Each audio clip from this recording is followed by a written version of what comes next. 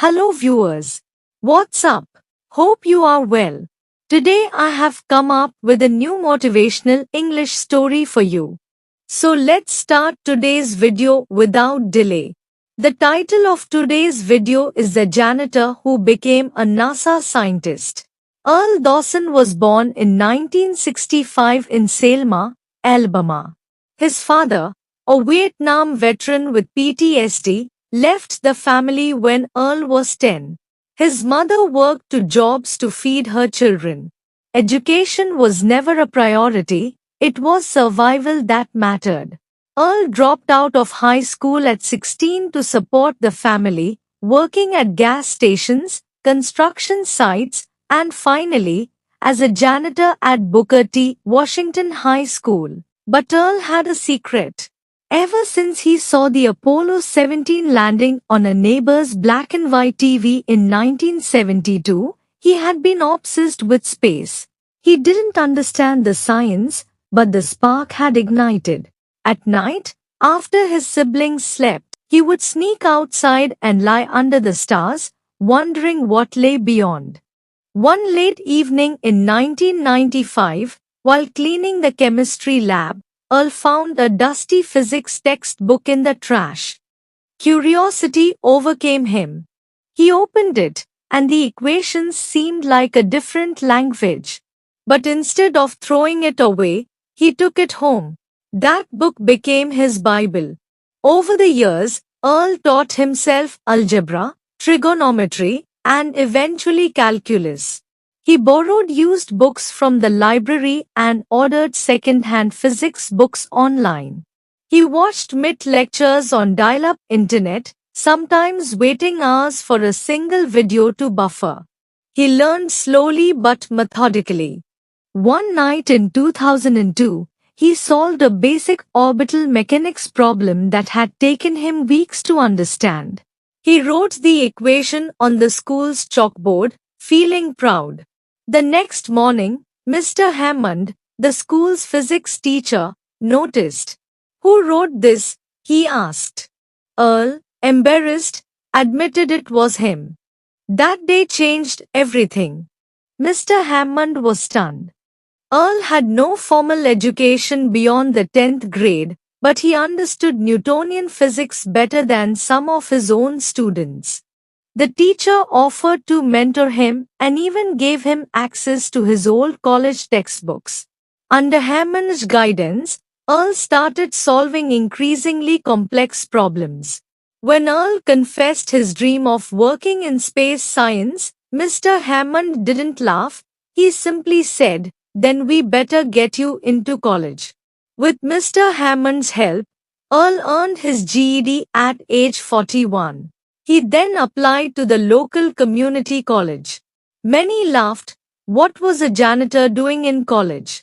But Earl, humble and determined, didn't let the whispers slow him down. By day, Earl still worked as a janitor.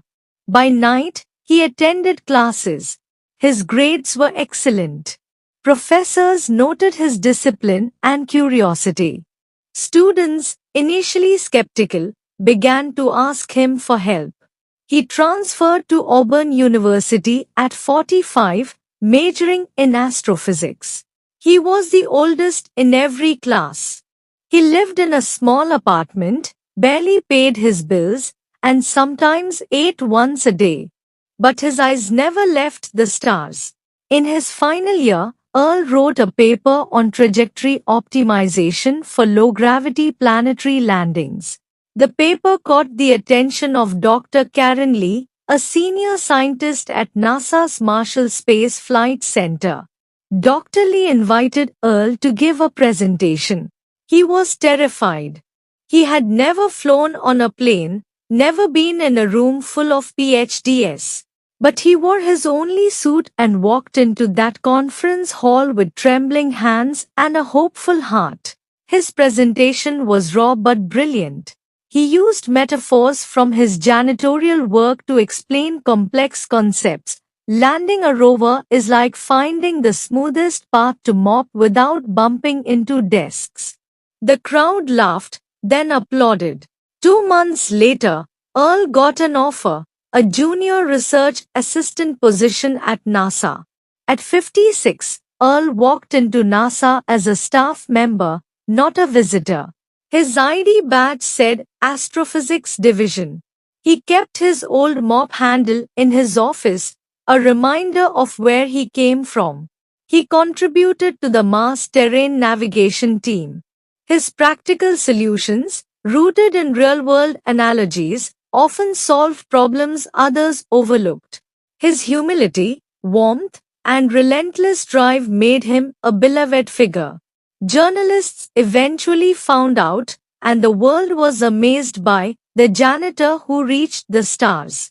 Earl began speaking at schools. He didn't talk about equations first, he talked about dreams, about mops and stars, about how education saved him. He told kids, it's okay if life starts you off sweeping floors. Just don't forget to look up sometimes. He launched a scholarship fund for underprivileged kids interested in STEM. He paid it forward, just as Mr. Hammond once did for him. In 2035, at the age of 70, Earl retired from NASA. That year, a Mars rover using software he helped develop touched down on Martian soil. The mission was a success. NASA named a lunar crater after him, Dawson Crater. Earl passed away in 2040, peacefully in his sleep, under a clear Alabama sky. Thousands attended his memorial. NASA live-streamed it. Students, scientists, and janitors all came together to celebrate a man who proved that no dream is too big and no job too small. Years after Earl's passing, a new student named Maya joined Booker T. Washington High. She was quiet, curious, and constantly stared at the stars from the school rooftop. One day, she wandered into the chemistry lab and found the old chalkboard with Earl's equations still preserved. A custodian named Mr. Jenkins, who had once worked alongside Earl, told her the story. He used to sit right there, he pointed, scribbling formulas when no one was looking. That man changed everything for this school. Maya decided to learn more. She read everything about Earl, watched his speeches, and even wrote to NASA. To her surprise, she got a reply from Dr. Karen Lee. Dr. Lee remembered Earl vividly. She saw something in Maya's curiosity and offered her a virtual mentorship. Maya, now inspired more than ever, began a science club in the school and named it the Dawson Society. She and other students cleaned up the lab, painted murals of planets and rockets, and turned it into a hub of learning. The old lab became a new cradle for dreams. Through Maya, Earl's legacy lived on. And every year, on his birthday, students gathered under the stars to read from his favorite book on orbital mechanics and share their dreams. Maya's passion for science began inspiring others across the region. A local news outlet covered the Dawson Society, and soon, donations started pouring in. The lab got a telescope, computers, and access to real-time satellite data. One of the students, Jamal, who had been skipping school, joined the club out of curiosity. Under Maya's encouragement, he built a model rocket out of soda bottles and PVC pipes. The launch wasn't perfect, but it flew. And so did Jamal's spirit. The club began hosting stargazing nights for the community. Parents, teachers, and children would gather to gaze through the telescope and talk about Earl. The janitor who reached NASA had become a symbol of limitless potential. One day, Maya received a formal invitation from NASA's Education Outreach Program. They wanted her to visit the Johnson Space Center and present her work with the Dawson Society. She was only 17. The entire school fundraised to support her trip. On the day she left, Mr. Jenkins handed her Earl's original notebook, wrapped in brown paper. He'd want you to carry this, he said. At NASA, Maya stood where Earl once dreamed of being. She presented confidently, her voice carrying the echoes of Earl's determination. Dr. Karen Lee, now director of youth STEM programs, hugged her tightly afterward. He lives in you, Maya, she whispered. The applause echoed in Earl's ears long after the auditorium had emptied. He stood under the soft lights of the NASA Recognition Hall, holding the crystal plate that bore his name. The inscription read, "For outstanding contributions to experimental propulsion research." He had never dreamed of this. Not the award, not the standing ovation, not the moment where seasoned scientists, astronauts, and engineers waited to shake his hand. He had come from cleaning their halls. But now, his hands held equations and dreams instead of mops.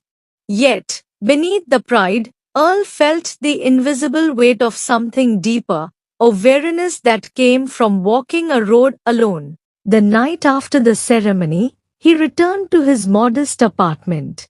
The celebratory messages on his phone were plenty. Dr. Wong had sent a heartfelt note. Ava had written a long email from her field posting in Alaska, saying, "I cried when they called your name, Dad." But Earl sat in silence. The old framed photo of his wife, Lily, smiled at him from the wall. He walked over and traced his fingers over the frame. "I did it, Lil," he whispered. "I finally did something worth telling you about." He remembered their promises, how she had believed in him when he had nothing but a janitor's ID and a notebook of dreams. How she would sit with him in the laundry room while he studied, feeding him ideas and encouragement. Tears welled in his eyes. All the recognition in the world couldn't fill the hole left by her absence. Earl took the plaque and placed it beside her picture, like a silent offering. Then he opened his journal and wrote, "I've crossed a mountain, but I miss the one who helped me climb. The summit is beautiful, but it's colder than I imagined. E.H." He closed the notebook, stood up, and walked to the window. Outside, the stars twinkled, familiar and infinite. Somewhere out there, people were already imagining the next mission. Somewhere out there, Lily might be watching. He smiled faintly. The weight of recognition was heavy, but it was the weight he had earned. The recognition Earl had long worked for came with a price. In the months following his official promotion to assistant researcher, his schedule intensified dramatically. Long hours in the lab, travel for symposiums, and tight deadlines for simulations and technical presentations became the norm. While the world saw a rising star at NASA, Earl's personal life quietly slipped into the shadows. His mother, now elderly and frail, still lived in their modest home in Atlanta. Earl would call her every weekend, but the calls became shorter, rushed between meetings and lab reports. Once, she said softly, "You sound tired, baby. Don't forget to rest, and remember, I miss you." Those words echoed in his mind one night as he sat alone in his office, staring blankly at equations on a whiteboard. He realized it had been nearly 2 years since he had visited home. The guilt gnawed at him, but each time he planned a trip, a new assignment would delay it. Relationships, too, became a distant dream. Earl had formed a close friendship with a woman named Leela, an aerospace engineer who had joined NASA from MIT. They shared coffee, ideas, and laughter. There was chemistry between them, but Earl never allowed it to grow. One evening, she gently asked, "Why do you keep your heart locked up, Earl?" He had no answer. The truth was, Earl feared that love and ambition couldn't coexist. Every hour he devoted to building rockets or writing code felt like a stolen moment from something, or someone else. He didn't want to offer anyone half of himself. But the silence of his apartment, the empty holidays, and missed birthdays started to wear on him. Despite the accolades and interviews, NASA's unlikely genius, read one magazine headline, Earl felt the weight of loneliness pressing down on him. He began journaling late at night. In one entry, he wrote, I dreamed of space, but forgot that dreams come at a cost. I hope I'm not paying with the pieces of myself I'll one day wish I still had. Yet Earl did not stop. He couldn't. The mission consumed him. The newest project, a propulsion system for deep space travel, required everything he had. He told himself it was worth it. That someday, the world would understand what it took. But as he walked the long hallways of NASA late at night, lights flickering overhead, he wondered quietly, would it be enough? A thick envelope arrived at Earl's NASA desk one Tuesday afternoon. Unlike the technical memos and mission updates he was used to, this one bore his name in familiar handwriting. It was from Mrs. Haynes, his old high school teacher, the one who had first left a physics book on the janitor's cart all those years ago. Earl's hands trembled slightly as he opened it. Inside was a handwritten letter, folded neatly, and a photograph, aged but intact. The picture showed a much younger Earl, in his janitor uniform, quietly sweeping the hallway, and in the background, a teenage girl reading on the bench beside his cart. On the back, Mrs. Haynes had written, Even then, you were lighting mines, Earl. The letter read, Dear Earl, I saw your name on the news, NASA's new research breakthrough. I knew it had to be you. You probably don't remember all our little chats in the hallway, but I always saw something in your eyes, hunger, depth, and a quiet kind of fire. I just wanted to say thank you. You reminded me that sometimes, it's not about changing the system from above, but from within, and sometimes the mop carries more wisdom than the microscope. I'm proud of you. We all are. Warmest regards. Mrs. Haynes. Earl sat still for a long time after reading it.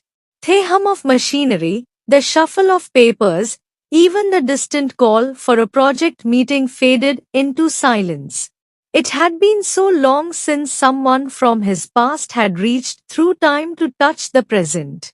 Later that day, he placed the photo on his desk next to the NASA emblem and typed a short email to the press officer. I'd like to share part of my story. Not the scientist part. The janitor part. The human part. Because Earl finally understood, his story wasn't just his.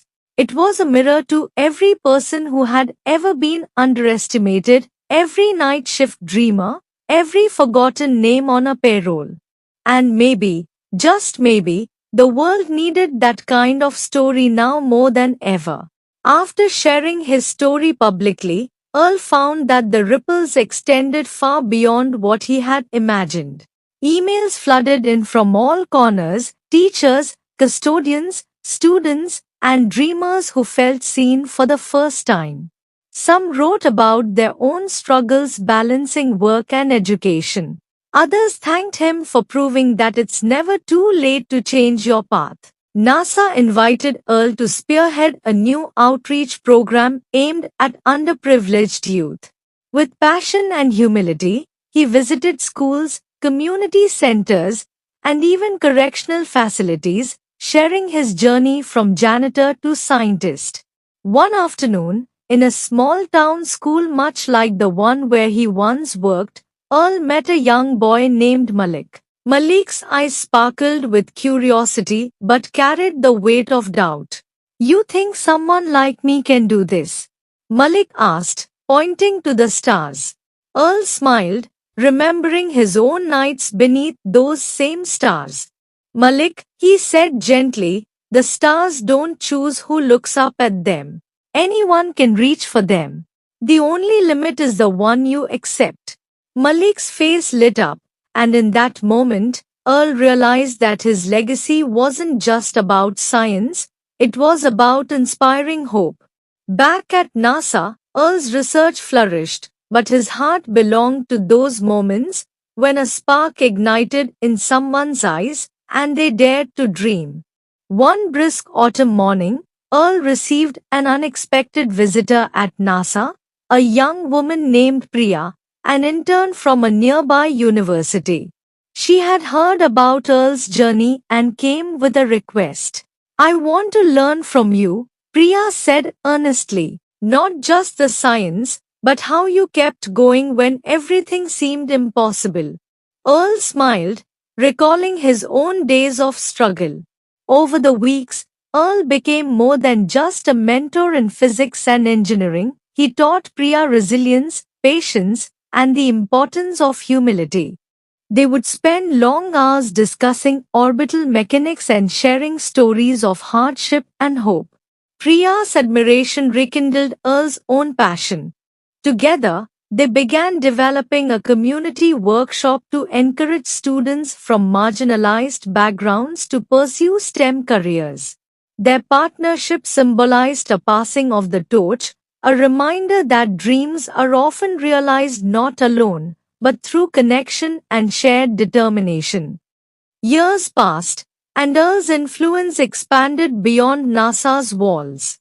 The outreach programs he helped build grew into a nationwide network, encouraging countless young minds to pursue science, technology, engineering, and math. But Earl never lost sight of his roots. One evening, standing on the rooftop of his childhood high school, now renamed in his honor, he looked up at the stars. The same stars that had whispered to him as a boy, filling him with wonder and possibility. He thought of Maya, Malik, Priya, and the many dreamers who had found their path because someone believed in them. Earl understood that his journey was just one ripple in an endless sea of stories, stories of struggle, hope, and triumph. As the night sky stretched endlessly above, Earl smiled. Beyond the horizon lay countless new dreams waiting to be born. After Earl's passing, the world remembered him not only as a brilliant scientist but as a symbol of perseverance and hope. Schools named scholarships in his honor, and the Dawson Society flourished, inspiring new generations to reach for the stars. Maya, now a young astrophysicist herself, carried Earl's notebook with her everywhere, sharing his story in lectures and conferences. She reminded everyone that greatness often arises from humble beginnings.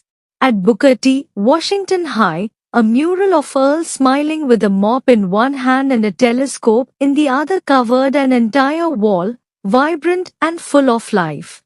And every year, students gathered under the stars on Earl's birthday, sharing dreams and stories, keeping the light of his journey burning bright. His legacy was no longer just a story, it was a movement.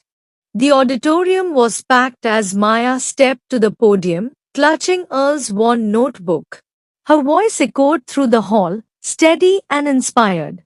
Earl Dawson taught me that no matter where you start, no matter the obstacles, the stars are always within reach. He showed us that dreaming is free, but pursuing those dreams takes courage, grit, and heart. She paused, looking at the young faces before her. To all of you here today, remember this, your beginnings don't define your endings.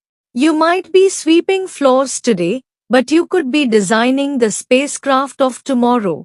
Don't let anyone tell you otherwise. As applause filled the room, Maya felt Earl's spirit with her, whispering encouragement, reminding her to keep reaching. Outside, the sky was clear, and the stars shone brighter than ever. Because for those who dare to dream, the universe holds no limits. That's all for today's story. Please comment and let us know what you learned from today's story. And if you like it, don't forget to like, comment, share, and if you're new to the channel, be sure to subscribe. Thank you.